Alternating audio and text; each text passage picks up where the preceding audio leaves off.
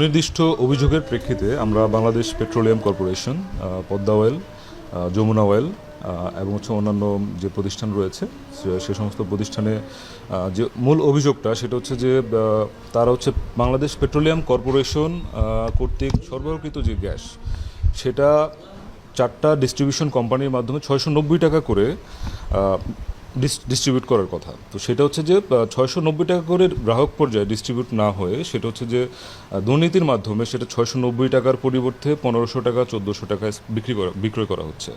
তো এটা আসলে গ্রাহকরা বঞ্চিত হচ্ছেন, রাষ্ট্রের অপচয় হচ্ছেন। এই সুনির্দিষ্ট অভিযোগের পরিপ্রেক্ষিতে আমরা আজকে আমাদের অভিযান পরিচালনা করলাম।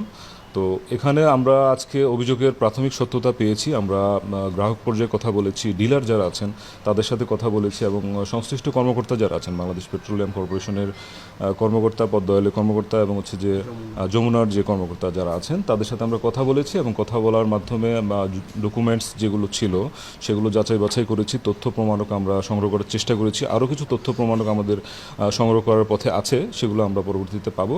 তো এই প্রেক্ষিতে আমরা প্রাথমিকভাবে বলতে পারি যে অভিযোগটা সত্য এবং আমরা যে আরও যে ডকুমেন্টস যেগুলো আছে সেগুলো আমরা যাচাই বাছাই করব। যাচাই বাছাই করার মাধ্যমে আমরা একটা রিপোর্ট আমাদের কমিশনে দাখিল করব এবং কমিশন সে বিষয়ে, যেহেতু অভিযোগটা প্রাথমিকভাবে সত্যতা প্রমাণ পাওয়া গিয়েছে, সে বিষয়েও কমিশন যাচাই বাছাই করে তারা যথাযথ ব্যবস্থা গ্রহণ করবে। Cylinder gas Bangladesh Petroleum corporation মূলত 5টি প্রতিষ্ঠান, ডিস্ট্রিবিউশন প্রতিষ্ঠান আছে তাদের অধীনে।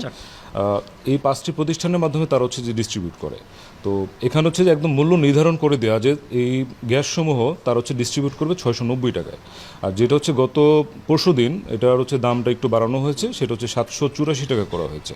তো 784 টাকায় তার যে যারা ডিলার আছেন তারা এগুলো যে বিক্রি করে। যে বাংলাদেশ পেট্রোলিয়াম কর্পোরেশনের মাধ্যমে যেগুলো সরবরাহ করা হয় এগুলো যে সরকারি, এবং যেগুলো আমাদের টোটাল মার্কেট যেটা আর কি, মানে আমাদের মার্কেটে যে সিলিন্ডার গ্যাস পাওয়া যায় সেটার যে 2% সরকারিভাবে প্রোভাইড করা হয় এই 4টি প্রতিষ্ঠানের মাধ্যমে।